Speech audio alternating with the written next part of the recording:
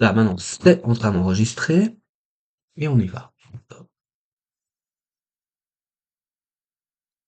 Luego quelque chose de la classe de biologie, de physio, de cellules, Oui, que oui, c'est grave. il y a une partie, oui, oui.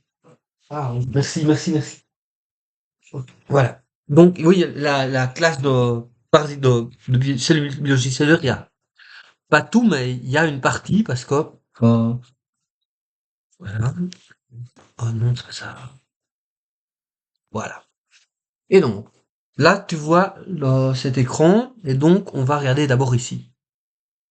D'accord. Hop, hop. Qu'est-ce qu'on voit ici? Alors, dans le lait maternel, donc rien qu'au niveau de la du lait dans la poitrine, on a environ 10 millions de parasites. C'est dix pas mal. millions de parasites. 10 millions en moyenne, hein. Dans les poumons, là on est verni, là on a à peu près de l'ordre de 10 milliards. On est entre, voilà. Dans le lait maternel, on a entre 1000 et 1 million de parasites. Dans les poumons, on a entre 1 million et 1 milliard de parasites. 1 milliard, ça fait la population de la Chine, un peu moins. Euh, dans, euh, dans les muqueuses vaginales, on a à peu près entre 100 millions et 1 milliard de parasites. Dans la bouche, on a encore beaucoup plus. Ça va tout de suite entre 10 milliards et 100 milliards de parasites. Sur la peau, c'est entre 1 milliard et 10 milliards de parasites. Et dans le tractus intestinal, c'est là qu'on a le plus, parce qu'on a de l'ordre de 10 000 milliards. De l'ordre Wow. de 10 000 milliards de parasites. C'est énorme. Et en fait, nous avons pratiquement, concrètement, on a à peu près autant de cellules qui nous constituent, nous, que de parasites. En fait, on fait moite-moite. Euh, les parasites, ils sont là. Il y en a beaucoup qui nous aident à vivre. Il y a d'autres qui ont, voilà, ils sont là, ils sont juste là parce qu'ils ont pas ailleurs. Il fait chaud, par exemple. Euh, et puis la plupart, et puis il y en a quelques-uns qui sont là parce que ils veulent profiter et ils font du mal à notre organisme. Mais en même temps, euh, on a toujours vécu avec nos parasites. Donc on en a tellement qu'on a toujours vécu avec eux et on a évolué avec eux. Par exemple, bah nous on a que 25 000 gènes, c'est pas beaucoup. On 25 000 gènes.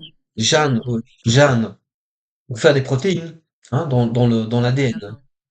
On a à peu près 25 000 gènes. On a tout compté, on n'en a pas plus que ça. C'est très peu pour évoluer. Et fort heureusement, ben nos parasites, si tu comptes tous les gènes que eux ils ont en matière de diversité, hein, ils en ont beaucoup plus, ils ont 3 millions et quelques de gènes, 33 millions de gènes, à peu près. Donc en fait, quand l'espèce humaine, pour évoluer, elle a utilisé ses parasites. Elle va chercher dans ses parasites. Tiens, il y a un virus là, il a ce segment d'ADN. Ça peut être bien pour muter. Et en fait, c'est parce qu'il y a toujours un va-et-vient entre nos parasites et nous au niveau du matériel génétique. Que ce soit dans la vie d'une personne ou au fil des générations, euh, c'est un pool un pool de ressources qui est utilisé. Alors, il y en a beaucoup aussi qui attendent là, parce qu'évidemment quand on meurt, les premiers qui seront euh, ceux qui sont là seront les premiers qui vont en profiter. Hein, par exemple, on a plein de vers qui sont enquistés sous forme de spores et ils attendent qu'une chose, c'est que tu meurs, pardon, pour pouvoir te bouffer. C'est clair. Et donc ils sont aux premières loges, ils attendent, ils sont patients, mais c'est comme tu vois, tu vas au théâtre et tu t'assieds au premier rang et t'attends, voilà. Et jusqu'à ce que leur partie commence, quoi. On a aussi énormément de champignons, et les champignons qui vont réagir à l'acidité, à la basicité. En fait, voilà, la qualité de notre santé, si t'as plus d'immunité, moins d'immunité, si ton sang est plus acide, moins acide, plus sucré, moins sucré, la température plus haute, plus basse, ça va, ça, ils vont réagir à ça. Par, par exemple, il y a des virus qui sont, ou des bactéries, ou d'autres parasites qui sont là, et si le pH il monte un petit peu plus haut, oh chouette, on va pouvoir agir, on va pouvoir faire, on se réveille un peu, hein, ils sont très sensibles à ça. Alors, ça c'est une chose qu'il faut dire. Et donc en fait la parasitologie, c'est une branche de la biologie qui étudie les parasites. C'est une branche de la médecine qui étudie les maladies parasitaires, ça on a vu. Euh, Il y a, il y a ce qu'on appelle la triade épidémiologique. Alors, l'épidémiologie, ça vient de épi, démos et logos. C'est du Ah, grec. de que vient ça? Et ouais, c'est pour étudier, logos, c'est l'étude des infections dans la population. C'est une discipline scientifique qui étudie les fréquences des maladies et leur répartition dans la société, et les facteurs de risque et les décès de cette maladie. Ces informations sont indispensables pour la médecine préventive. Euh, alors on regarde au niveau de la famille, de la communauté, à l'échelle nationale, à l'échelle mondiale, on s'intéresse à la distribution démographique et géographique, à la distribution dans le temps, hein, et puis des épidémies en fait. Et on a ce qu'on appelle la triade épistémiologique. Alors là, c'est en fait une triade la triade épidémiologique, ben, on regarde quel est l'agent qui provoque l'épidémie ou la maladie. Alors, ça peut être un agent biologique, chimique, physique, nutritionnel, social.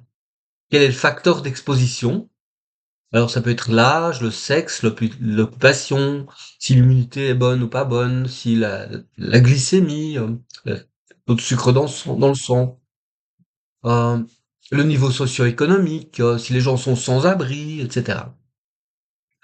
Le facteur environnemental, euh, est-ce qu'il fait humide, est-ce qu'il fait chaud, est-ce qu'il fait froid, est-ce que c'est l'hiver, est-ce qu'il y a des inondations. Facteurs physiques, biologiques et psychosociologiques. Ça, ce sont les facteurs d'exposition. Et puis, il y a la transmission, euh, par où on l'attrape. La source, le mode de transmission, l'autre potentiel, est-ce qu'il y a des réservoirs. Euh, Par exemple, est-ce que les animaux de compagnie peuvent être un réservoir d'infection? Euh, donc ça peut être l'humain, l'animal, ou tout à fait abiotique, par exemple le sol. La transmission, est-ce qu'elle est directe, indirecte? Et puis l'impact économique, ça c'est l'épidémiologie. Alors donc on a ce qu'on appelle, voilà, un exemple de triade avec la fièvre typhoïde. Hop. Alors, on a l'agent ici, hein, c'est la salmonelle du typhus. On a euh, le facteur d'exposition, si on est jaune, plutôt si on est des mâles, plutôt si l'immunité est basse, puis s'il y a peu d'hygiène. Et puis, Oui. on a le transport, c'est l'eau polluée, là où il y a près des latrines, donc l'eau polluée qui transporte l'eau des toilettes en fait. Alors évidemment, quand ces trois facteurs se rencontrent, eh bien c'est là qu'apparaît le plus grand risque d'attraper la maladie. Mhm. Quand ces trois facteurs se rencontrent, ça s'appelle la triade épidémiologique. Donc c'est l'agent, hein, quel est l'agent infectieux, le facteur d'exposition et euh, l'agent qui transporte, hein, le transport, ce qui transporte. Voilà. Et voilà, j'ai ici. Et puis il y a un autre aspect, c'est l'aspect un peu euh, disons, écologique. C'est qu'il y a des... C'est juste un schéma pour illustrer, en fait, hein.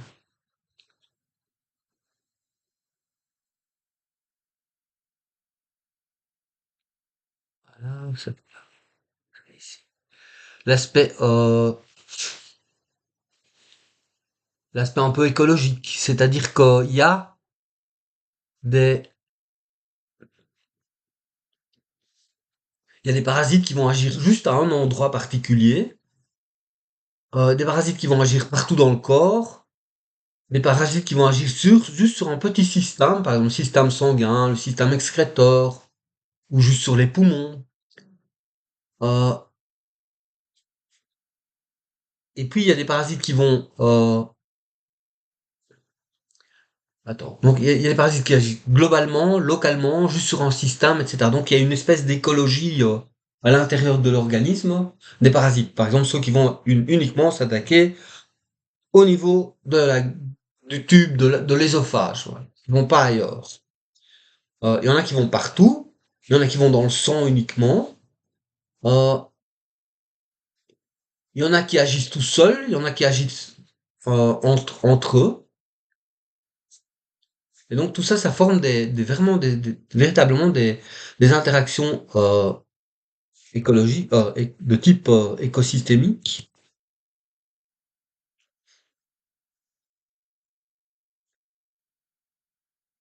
Une seconde, une seconde, une seconde. D'accord.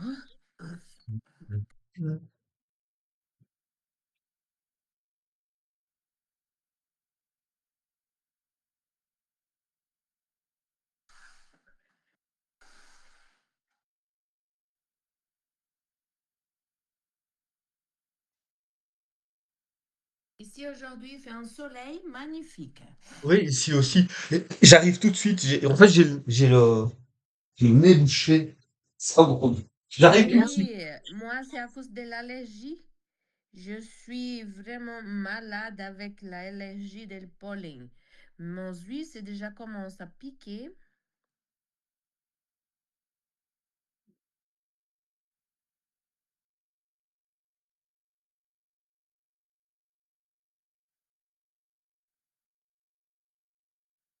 Voilà.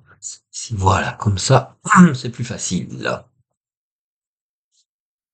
Donc en fait, on fait des analyses un peu en réseau des parasites humains. Parce qu'on a une compartimentation. Il y a des compartiments, hein, comme les tubes digestifs, c'est un compartiment. Et puis on a des communautés de parasites qui coexistent dans ces compartiments. Euh, Par exemple, euh, ici, ici en vert, ce serait le réseau global. Un réseau global. Euh, Réseau global, réseau local, etc. Les parasites pourraient être liés par l'identité du parasite, l'utilisation des ressources ou les interactions immunitaires partagées. En local, les interactions comme dans l'habitat du sang de l'hôte sont en grande partie liées à des identités de parasites et à l'utilisation des ressources, tandis que les interactions au sein du tractus gastro-intestinal sont liées par les trois mécanismes. Les liens globaux entre plusieurs habitats sont principalement liés par des réponses immunitaires communes. Donc il y a toute cette interaction avec les différents systèmes qui fait que on aura en fait un système véritablement est analysé de façon écologique. Comme un peu comme on étudie la forêt amazonienne, disons, avec les strates, les oiseaux qui vivent que là, pas là, dès qu'ils vivent dans le sol, etc.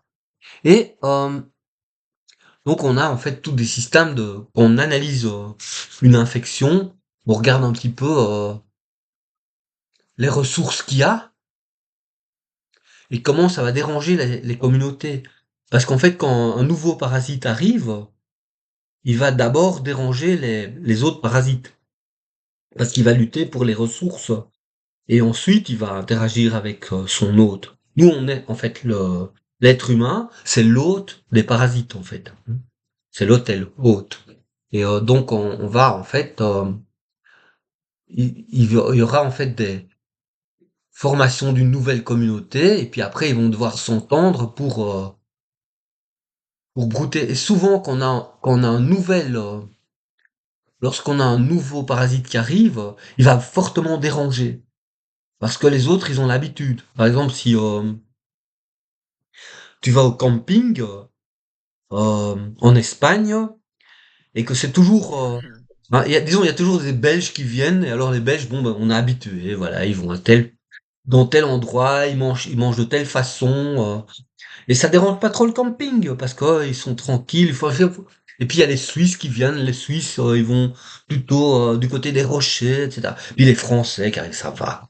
Et puis dans tout, des Brésiliens qui arrivent au camping. Mais ça fout la merde, parce C'est que ils vrai. font la musique, ils jouent la nuit. Non, je te prends un exemple. Ah, d'accord.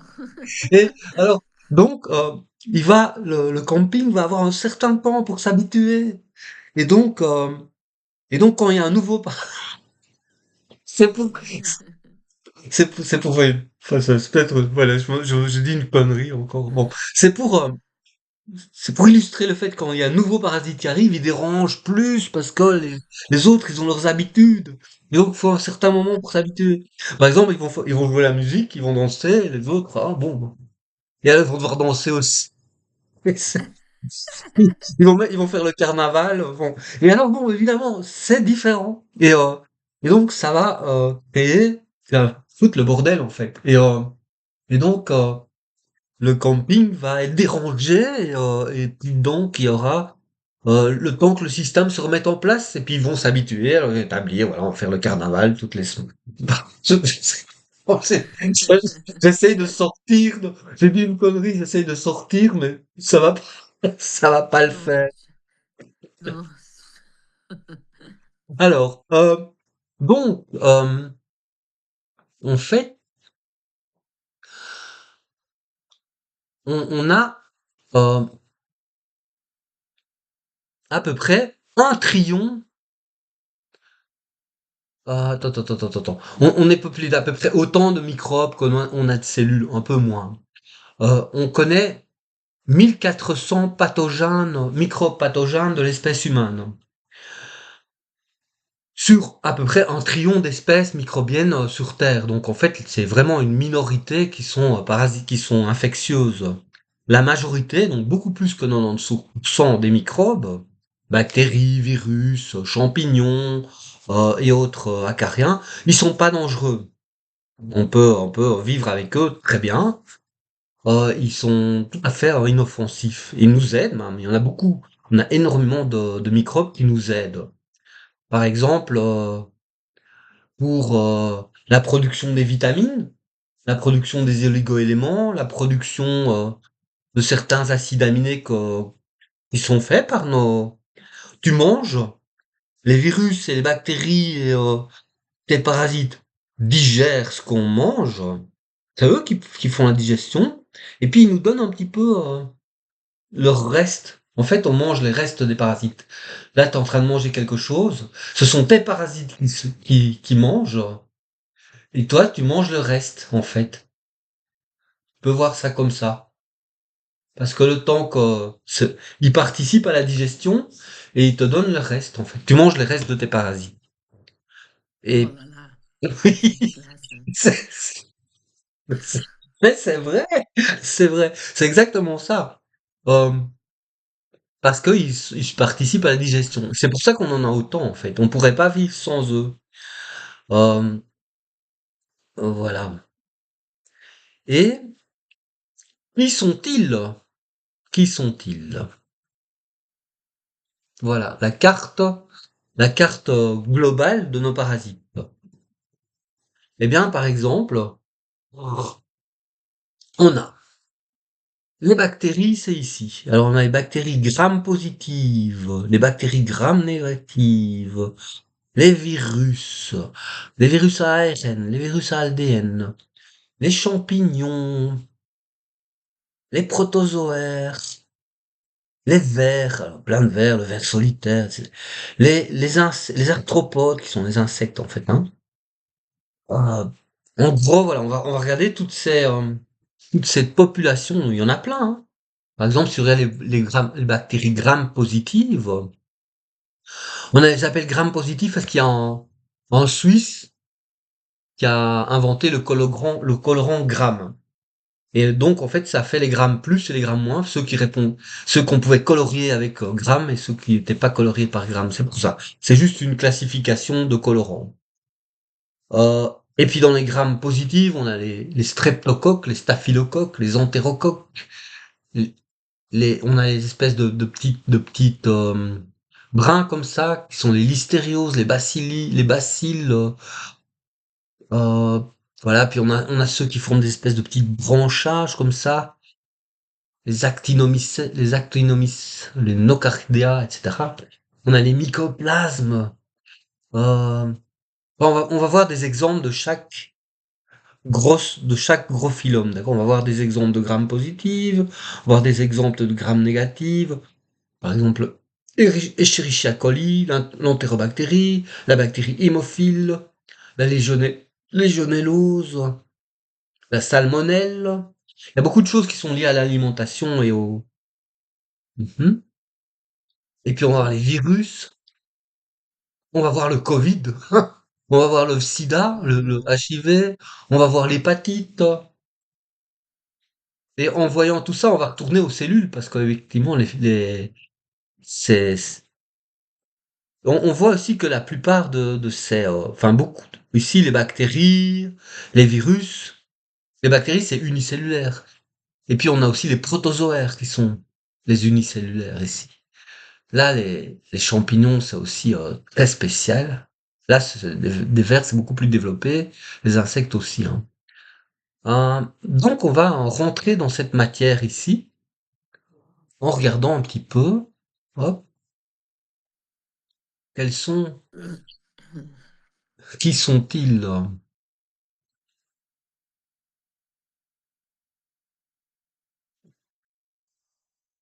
Et oui, mais avant de regarder qui sont-ils, on va essayer de réfléchir à une question très importante. C'est comment on fait pour s'en protéger? Quelles sont nos barrières? Quelles sont nos défenses en fait? Quelles sont nos défenses contre comment on peut se défendre contre les parasites en fait? Et ici on a un beau euh, schéma.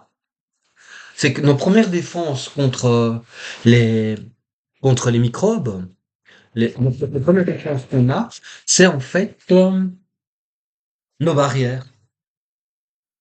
Non, les premières défenses, c'est les parasites eux-mêmes, hein. Puisque si par exemple c'est dans l'estomac, dans le tube digestif, ben il y en a tellement, t'en amènes un nouveau, ils vont d'abord se disputer entre eux. Donc la première défense contre les parasites, c'est la lutte entre les parasites. C'est les autres parasites.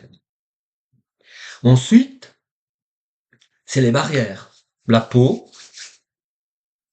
bah, toutes nos barrières en fait, nos barrières physiologiques. La peau, euh, avec le fait on transpire, on a des sécrétions qui sont au niveau des larmes par exemple, la salive.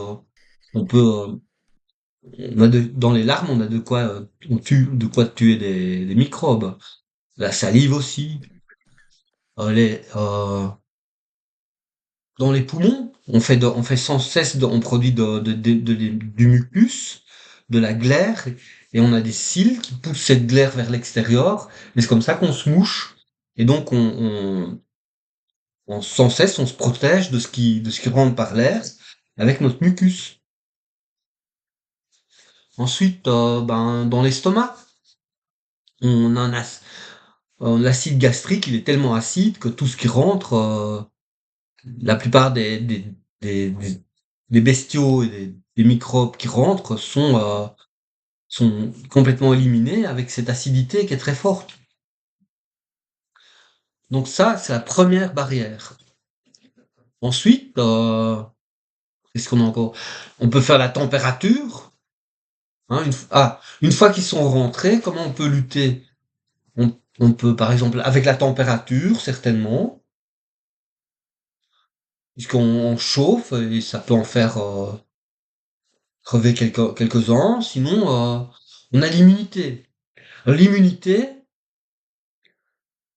on va le couvrir en même temps qu'on couvre la parasitologie, le système lymphatique. On va couvrir l'immunité sur plusieurs chapitres parce que l'immunité, c'est très, très, très compliqué. Mais c'est chouette. C'est bien l'immunité. Et en fait, euh, l'immunité, on a une immunité qu'on appelle innée, c'est-à-dire qu'on l'a déjà à la naissance, une unité instinctive. Et on l'a particulièrement à la naissance, et les enfants ont beaucoup plus l'immunité innée que les adultes. C'est une immunité qui Inné? innée, elle est déjà, elle est acquise dès qu'on est. Ou immunité acquise aussi, on dit parfois. Mais elle s'appelle innée, acquise. C'est l'immunité que tu as déjà dès que tu nais. Ton immunité est capable de distinguer un virus d'une bactérie, de, de détecter ce qu'est un parasite d'une façon générale. Et tu as des cellules qui sont pas spécifiques et qui vont un peu dans ton corps, euh, dans le sang, mais aussi dans les muqueuses des poumons, les alvéoles pulmonaires, mais aussi dans, dans les muqueuses génitales, dans la bouche. On a, ou même en dessous des ongles, on a dans nos narines, on a des cellules spécialisées qui sont capables plus ou moins de savoir qu'est-ce que c'est un microbe et qui vont les manger. Comme on a vu la, un macrophage qui faisait une phagocytose d'une levure. Hein. Quand on a vu ça dans les cellules, mais ça c'est l'immunité innée. C'est, je suis un macrophage, voilà, un macrophage ici, et je me balade et je vois un truc, c'est une tête, c'est pas de chez nous. Ça, Ah, et c'est ils vont le drôle. manger, quoi. Les cellules sont vraiment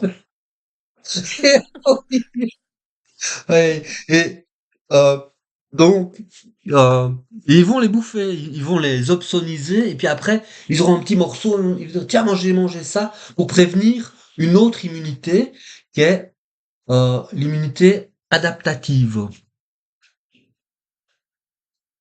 L'immunité adaptative, c'est une immunité qu'on apprend petit à petit. Par exemple, quand t'as jamais rencontré le la rubéole, bon ben t'auras pas d'immunité contre la rubéole, puis tu rencontres la rubéole, c'est d'abord un macrophage ou une de ces cellules-là qui va s'en occuper, et puis après ça va éduquer le système, et ça, ce sera l'immunité adaptative. Et l'immunité adaptative, c'est hyper compliqué. T'as l'immunité humorale et l'immunité cellulaire dans l'adaptative. Et même dans l'immunité innée, comme dans l'adaptative, on a un système qui permet, mais plutôt chimique. T'as pas que des cellules, t'as aussi des agents chimiques qui vont permettre de dire, d'aider d'aider ces cellules-là à repérer où est-ce qu'il y a des trucs et à les aider à faire l'opsonisation, aider à lutter contre les parasites.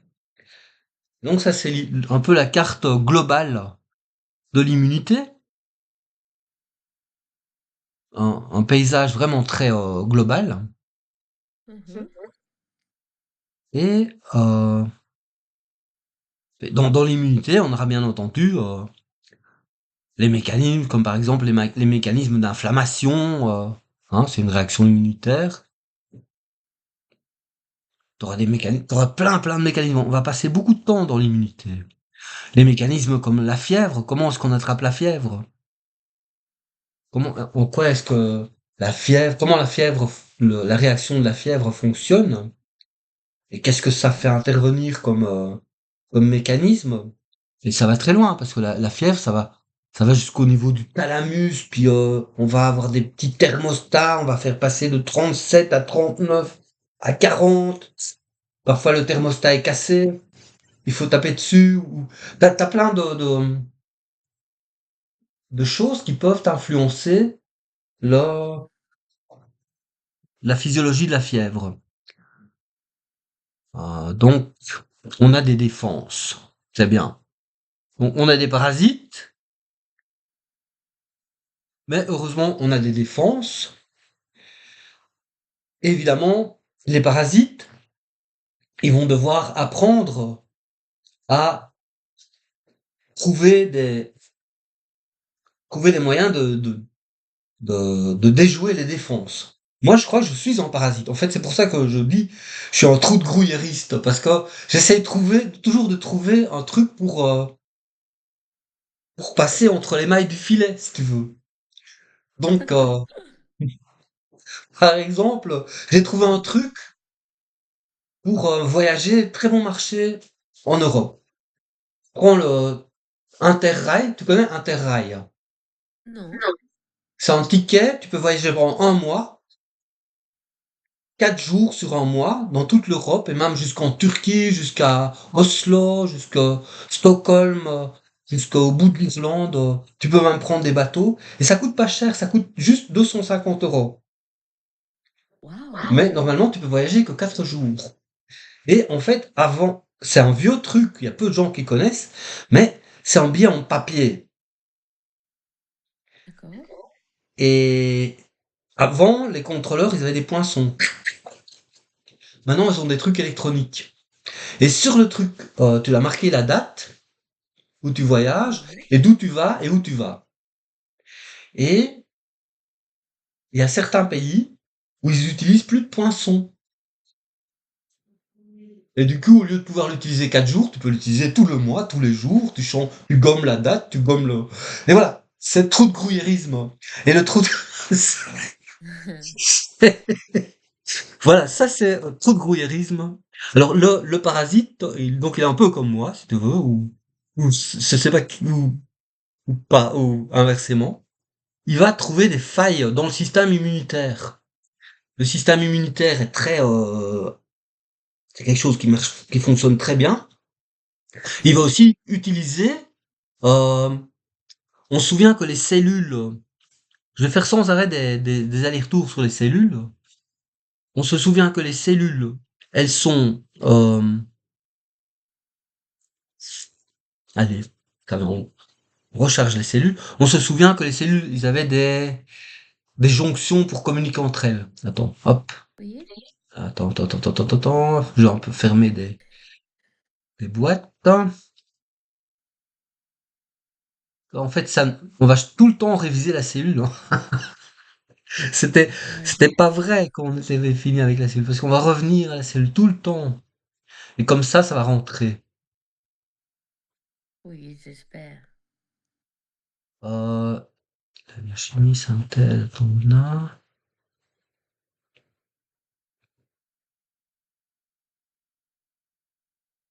Communication intercellulaire. Et on avait,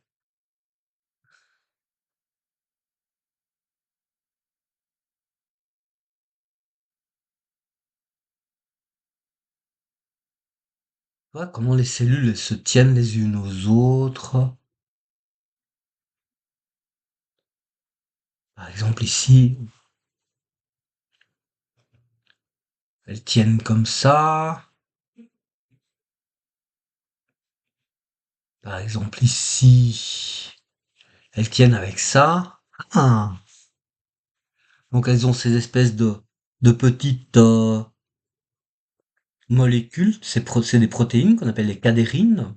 Et les cadérines vont permettre à deux cellules de se tenir entre eux. Donc il y aura des cadérines à la surface des. Et avec du calcium, elles vont se séparer, puis elles vont se resserrer, etc. On peut ouvrir et fermer sous ça. Ça, c'est les jonctions adhérentes. eh ben, les bactéries, si elles passent par là, certaines bactéries vont aussi trouver le moyen de pouvoir s'accrocher à ce genre de, à ce genre de molécules. Par exemple, t'as des trucs comme ça ici. Là, si je pouvais m'accrocher à ça, ça pourrait être chouette, tu vois. Ou je vais prendre un exemple encore plus précis.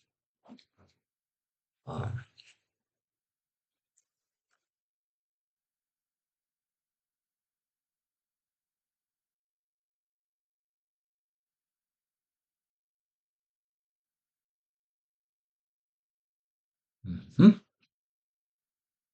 Chose encore plus précis. Euh,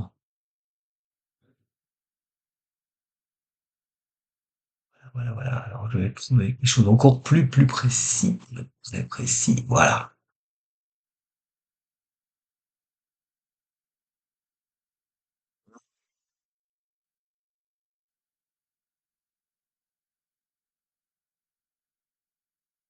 J'ai un beau truc.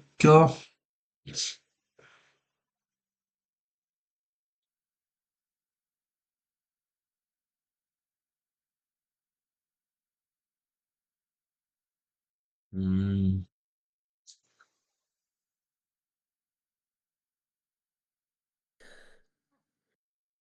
Ça, c'est muqueuse respiratoire.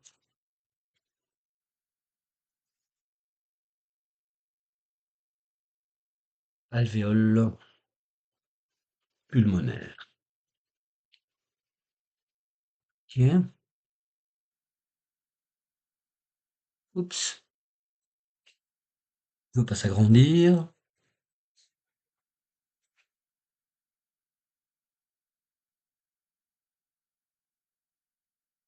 Qu'est-ce qu'on voit ici?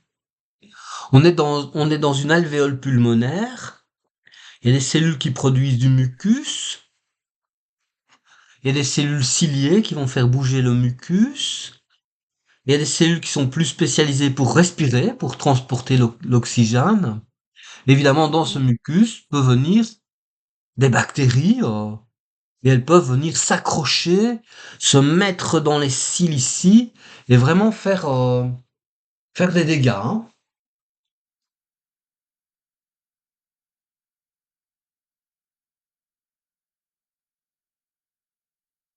Voilà, ici.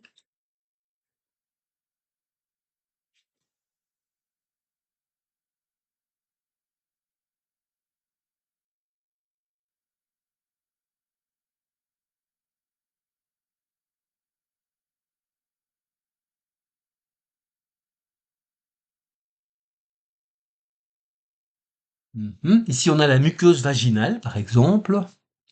Et ben voilà, on a ici des cellules épithéliales qu'on voit ici. Et puis on a un stroma, on a du gel. Et sur ces cellules, si tu regardes bien les cellules ici, elles ont à leur surface, elles tiennent déjà les unes aux autres. Il y a des possibilités de passage pour les cellules de l'immunité. Ici, on voit des cellules de l'immunité. Et en fait,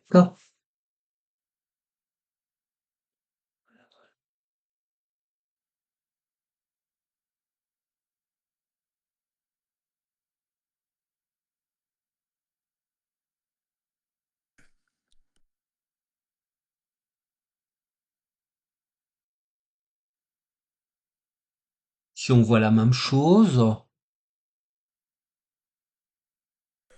très agrandie, tu vois. Le stroma, la muqueuse, tu vois. Ça, c'est chaque fois une petite cellule, toute petite cellule, tu vois. Et donc là autour, tu as une muqueuse, et là, tu as plein. Hein, on a vu que c'était de l'ordre entre le million et le milliard. Hein. Donc il y en a plein. De toutes sortes de D'accord. bactéries. De bactéries, des virus, des vers, des champignons, tout ce que tu veux, quoi. Il y a un vrai humus là-dedans. Et c'est vrai. Et, euh, et tu vois, là, t'as qu'une cellule ou quelques cellules pour protéger tout ça. Et évidemment qu'ici, il va y avoir plein de bagarres. tout le temps. Et c'est pour ça que les sécrétions sont très acides, et plus il y a de sécrétions, plus ça fait des sécrétions, mieux ça va lutter Oui. contre ça va faire un peu le ménage ici dans dans ces populations. Tu vois, ça rentre, ça sort, ça fait des espèces de comme des fjords comme ça. Et donc évidemment que ça c'est là, il y a plein là-dedans de lutte contre les bactéries, et on est en train de regarder les bactéries. Alors, voici par exemple un autre exemple. Enfin, je montre un petit peu le terrain où elles attaquent en fait. Oui. Parce que sinon, ça ne parle pas. Regardez par exemple ici, là, hop. Ici, on est dans un, dans le rein. Le rein, il va nettoyer le sang. Donc le sang sort. Là, t'as des petits vaisseaux sanguins, tu vois, des capillaires sanguins. Et là, le Mhm. sang sort. Le plasma sort. Tout sort pratiquement. Sauf les grosses protéines, tout sort. Et ça va être filtré en permanence. Donc en fait, je crois que chaque jour, on a 180 litres de sang qui sortent de notre sang et qui re-rentrent. Heureusement, parce que Oui. sinon... Et ça, ce sont les cellules. Voilà à quoi ça ressemble ici, tu vois. Les capsules ici. Et évidemment, Mhm. donc c'est en contact avec l'extérieur, si on peut... Enfin, hein, puisque dès qu'on est là, on rentre au niveau des tubes urinaires. C'est un autre milieu. Et ici, on a des parasites internes, bien entendu. Les bactéries elles sont dans le sang. Et qu'est-ce qu'elles vont faire? Elles peuvent faire des dégâts. Alors, voyons voir.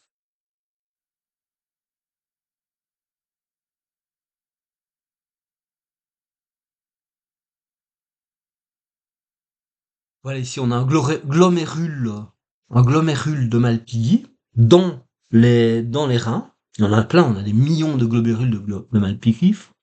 Et en Des fait, globes, quoi? ouais. Attends, je te dis ça tout de suite. Euh, Globéraux? je te dis ça tout de suite. Je t'écris le nom. Ouais, dans les reins, de toute façon, faudrait le savoir, hein. Reins, Globéraux. reins, glomérules. Jamais j'ai écouté ce mot.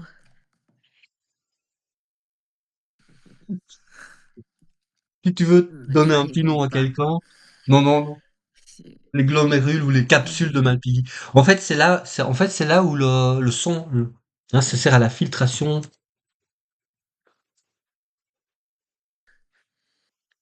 En- et en fait, tu vois, là-dedans, il y a les petits vaisseaux qui viennent. On voit les petits vaisseaux. On voit pas bien, c'est flou. Et puis, là, ça va faire les petites capsules qu'on a vues là. C'est celles qu'on les voyait tout à l'heure, là. Juste à l'instant, juste avant. Et en fait, qu'est-ce qui se passe ici? On voit une inflammation glomérulaire. Ça fait mal, tu vois? C'est une glomérulonéphrite.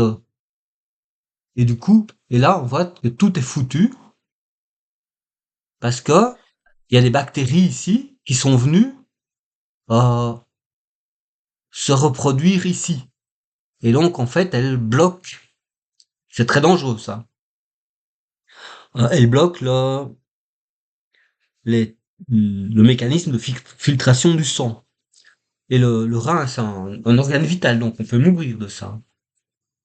Euh, donc heureusement, on a des millions de glomérules, donc c'est pas, et que l'immunité lutte. Mais tu vois ici, il y a une infection bactérienne ici, D'accord. et là, c'est la réaction immunitaire. Il y a des tas de cadavres de cellules de l'immunité, des cadavres de bactéries, tout ça ensemble, entouré avec des fibroblastes qui viennent faire une petite bouillotte de fibres, hein, une boule de fibroblastes ici, et c'est bloqué. Et du coup, le filtration du sang, ben, elle va pas marcher, tu vois, là.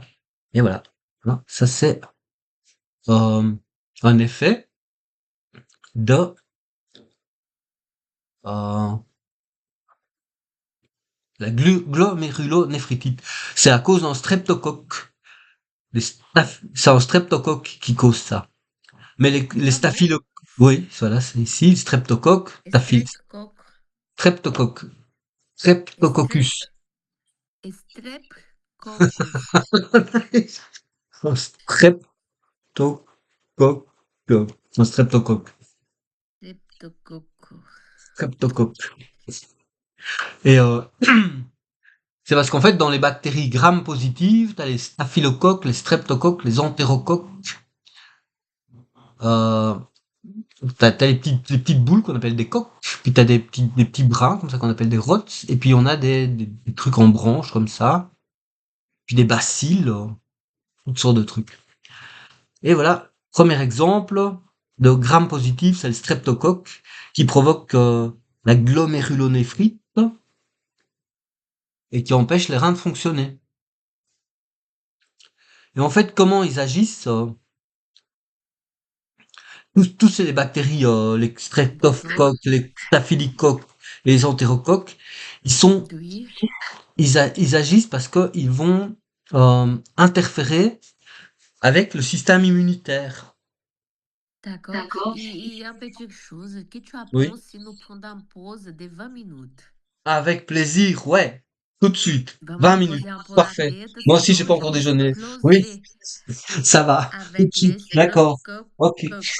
À tout à l'heure. Oui, tu vas te faire un œuf à la coque. Attends, non. À tout de suite. À tout de suite. À toutes.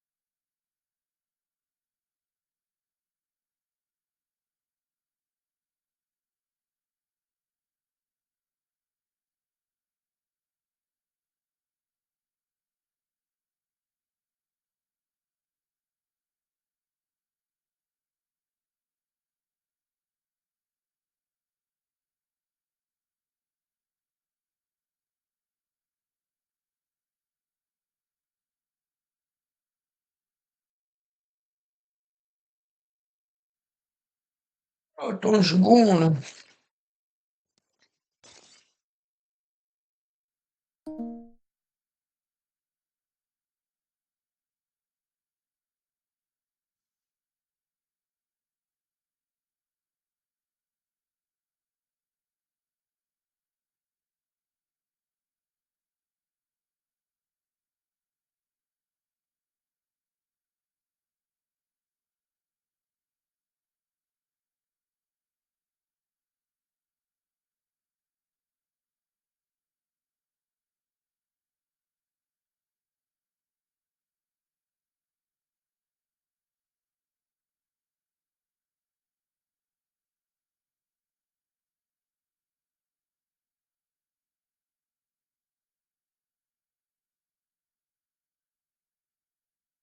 Est-ce qu'on peut faire 3 écrans? Ça m'étonnerait. On peut pas.